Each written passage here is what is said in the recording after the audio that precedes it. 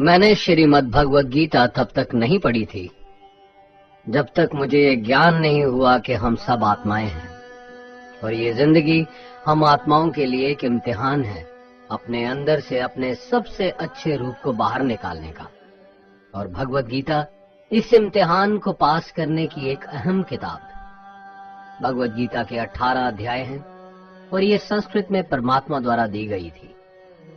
समय के साथ संस्कृत भाषा रोजमर्रा की जिंदगी से निकल गई और ये ज्ञान मनुष्य से दूर हो गया। समय समय पर भगवद गीता के साधारण अक्षरों में अनुवाद किया गया। इसी कोशिश को आगे बढ़ाते हुए आने वाले 9 मिनटों में भगवद गीता के कुछ अहम हिस्सों को अपने गुरु के आशीर्वाद से एक आसान रूप में मैं अपने 7 बिलियन भाई बहनों के चरणों में समर्पित कर रहा हूँ।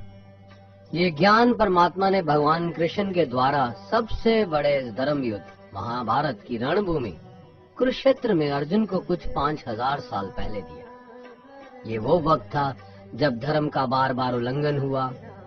परमात्मा का डर मनुष्य से निकल गया।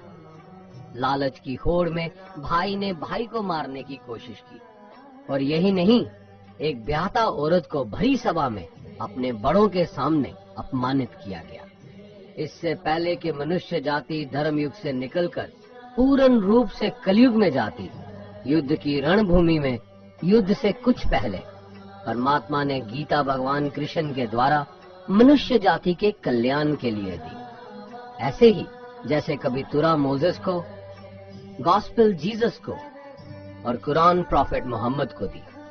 गीता, बाइबल, कुरान, तुरा, गुरु ग्रंथ साहिब परमात्मा द्वारा दी गई किताबें हैं जो किसी एक धर्म के लिए नहीं बल्कि पूरी मनुष्य जाति के लिए है, पूरी इंसानियत के लिए है, सब आत्माओं के लिए है। क्योंकि ये आत्मा को परमात्मा के बारे में, उसकी सृष्टि के बारे में और सबसे अहम ये उन कायदों के बारे में समझाती है जिनका आत्मा को मनुष्य के रूप में हर हाल में पालन करना होगा, रक्षा करनी होगी। और इन्हीं कायदों की बुनियाद पे एक आत्मा को शरीर त्यागने के बाद परखा जाएगा और इस परीक्षा से पास होने पे हमेशा के लिए इस जन्म और मृत्यु से मुक्ति मिलेगी। परमात्मा भगवद गीता में कहते हैं कि मैं ही सबकी शुरुआत हूँ। मैं शुरू से भी पहले था और सब खत्म होने के बाद भी रहूंगा। सब मुझ में है और मैं सब में हूँ। जो भी तुम छू सकते हो, देख सकते हो, चख सकते हो या सुन सकते हो, वो सब मैं हूँ। ये नदियाँ, पहाड़, सूरज, ग्रहण, चांद, सितारे सब मैंने बनाए हैं। मैंने ही भगवान, शैतान, राक्षस और इंसान बनाए। मैं सर्वव्यापी हूँ, सब में रहता हूँ, सब में मैं हूँ, मैं ही हूँ। मैं ही ब्रह्मा बन के सब बनाता हूँ और रुद्रा बन के सब नष्ट कर देता हूँ। मैं ये सृष्टि यूं ही बनाता और तोड़ता रहूंगा ताकि आत्माओं को मौके मिल सके इस जन्म और मृत्यु से एक दिन मोक्ष पाने को, हमेशा के लिए परमात्मा के साथ रहने को। भगवद गीता कहती है कि इस सबसे बड़ी परीक्षा के लिए परमात्मा ने प्रकृति का निर्माण 5 तत्व हवा, अग्नि, जल, पृथ्वी और ईथर से किया, जिन्हें हम छू के, चख के, सूंघ के, देख के समझ सकते हैं। पर खुद परमात्मा इन 5 इंद्रियों की समझ से बाहर है। उन्हें आत्मा इन इंद्रियों से नहीं जान सकती। आत्मा 5 इंद्रियों के साथ वैसे ही है जैसे एक लोहे का रोबोट जिसे अपने बनाने वाले का कोई पता नहीं। अर्जुन को भी परमात्मा का विराट रूप देखने के लिए भगवान कृष्ण ने दिव्य नेत्र दिए। भगवद गीता समझाती है कि आत्मा अजन्मी है, जिसे कोई मार नहीं सकता, कोई जला नहीं सकता, डुबा नहीं सकता, काट नहीं सकता। लेकिन आत्मा को परमात्मा के साथ हमेशा रहने के लिए ये परीक्षा रूपी जीवन में बैठना ही पड़ेगा।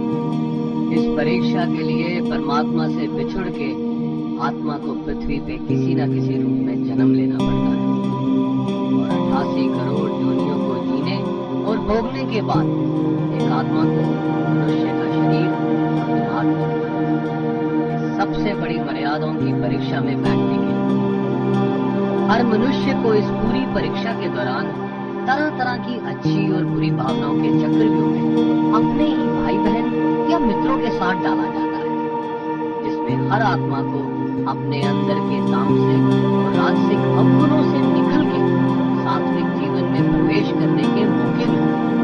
हमारे तामसिक गुण वो है जो हमारे अंदर हीन भावना पैदा करके हमें खुद को उदास और नुकसान पहुंचाते हैं, और हमारे राजसिक गुण हमें ईर्ष्यालु और लोभी बना के दूसरों के प्रति नुकसान पहुंचा सकते हैं। इस परीक्षा के दौरान हर आत्मा को तामसिक और राजसिक गुणों को खत्म करके अपने सात्विक गुणों से परिचित होना पड़ेगा। सात्विक गुण वो है जो आत्मा को अपने आसपास की हर चीज से जोड़े और उन्हें प्यार करना सिखाते हैं। परीक्षा के दौरान हर आत्मा को जीवन के चारों स्तंभ धर्म, अर्थ, काम और मोक्ष का ज्ञान पाके यही वो द्वार है जिन्हें समझ के ही आत्मा परमात्मा को समझ सकती है। पहला द्वार धर्म का है और शेर इसका प्रतीक है।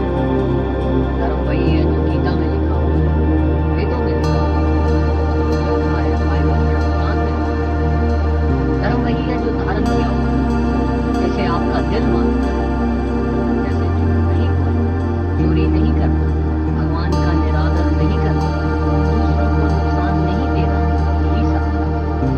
हर आत्मा को अपने जीवन का हर समय धर्म का पालन करना होगा, उसकी रक्षा करना। दूसरा द्वार अर्थ का है और घोड़ा इसका प्रतीक है। हर आत्मा अपने हर जीवन काल में अपनी पृथ्वी पे होने का अर्थ या मूल कारण समझे। जिंदगी में भोगने वाली चीजें और रिश्तों का आनंद ले, अच्छा बेटा या अच्छी बेटी, अच्छा भाई या अच्छी बहन, अच्छा पति या अच्छी पत्नी बनके हर दुनियावी रिश्ते पर खरी उतरेगी और इस परीक्षा को पास करेगी। तीसरा द्वार काम का है। भगवत गीता समझाती है कि हर मनुष्य के अंदर काम, क्रोध, लोभ, मोह, अहंकार और ईर्ष्या जैसी 6 भावनाएं हमें अपने और दूसरों के प्रति नुकसान पहुंचा सकती हैं। इन भावनाओं को हर मनुष्य को हमेशा अपने नियंत्रण में रखना होगा, क्योंकि इनके बहाव में किया हुआ कोई भी काम हमारे जीवन भर की परेशानी का कारण बन सकता है। एक आत्मा होश और सादगी से इन भावनाओं पे हमेशा के लिए विजय पा सकती है।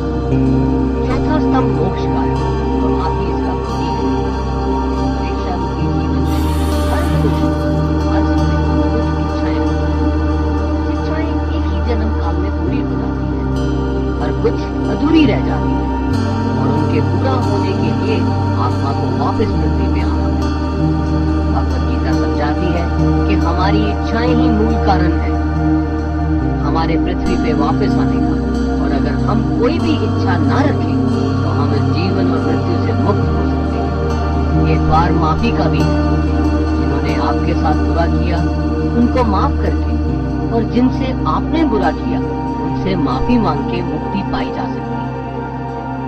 जब तक आत्मा इन चारों दरवाजों धर्म, अर्थ, काम और मोक्ष को समझ नहीं लेती, तब तक आत्मा को बार बार इस मनुष्य रूप में आना ही पड़ेगा। परीक्षा का समय खत्म होते ही आत्मा शरीर और अन्य सब वस्तुओं का त्याग कर देती है। जो भी संसार में रहकर बनाया वो अब किसी और का होगा, और आत्मा अपने कर्मों के फैसले के लिए चली जाती है। आत्मा के अच्छे बुरे कर्मों का हिसाब होता है। अपने अच्छे कर्मों के लिए आत्मा कुछ वक्त के लिए स्वर्ग और दुष्कर्मों के लिए नरक में चले जाती है। नरक में आत्मा को अपने पापों के अनुकूल सजाएं मिलती हैं, पर सजा खत्म होने के बाद आत्मा को फिर से एक नया शरीर और नया दिमाग मिलता है इस परीक्षा में फिर से बैठने के लिए। और हर परीक्षा में वही सब फिर दोहराया जाएगा, जिंदगी के 4 स्तंभ धर्म, अर्थ, काम और मोक्ष को समझने के लिए।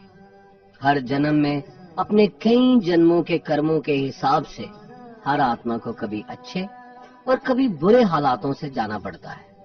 लेकिन जब तक आत्मा परमात्मा के साथ योग को नहीं समझ लेती, वो मुक्ति नहीं पा सकती। भगवत गीता समझाती है कि मनुष्य अपने शरीर, दिमाग या दिल से भगवान को पा सकता है।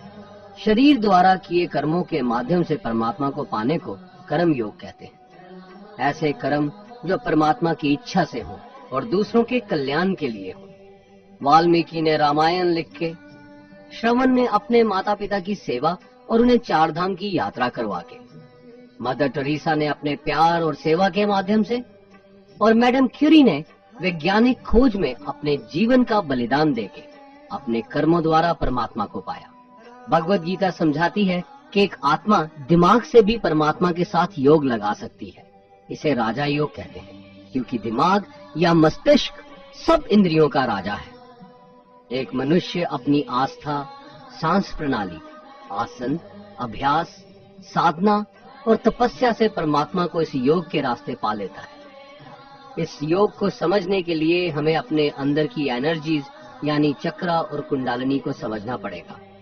आत्मा मस्तिष्क से मेडिटेशन या ध्यान लगा के परमात्मा के साथ योग लगा सकती है। शंकराचार्य, स्वामी परमहंस, स्वामी विवेकानंद और उनके जैसे कई योगी इस योग के रास्ते परमात्मा के साथ संधि लगा पाए। परमात्मा भगवत गीता में कहते हैं कि अगर किसी आत्मा को धर्म ना भी समझ आए, योग ना भी समझ आए, पर अगर वो मेरी शरण में आ जाए तो मैं उसके सारे पाप माफ कर देता हूँ। परमात्मा को ऐसी दिल की गहराइयों से पुकार के पाने को भक्ति योग कहते हैं। चैतन्य महाप्रभु, मीराबाई और भगवान हनुमान इस योग के सबसे बड़े उदाहरण हैं।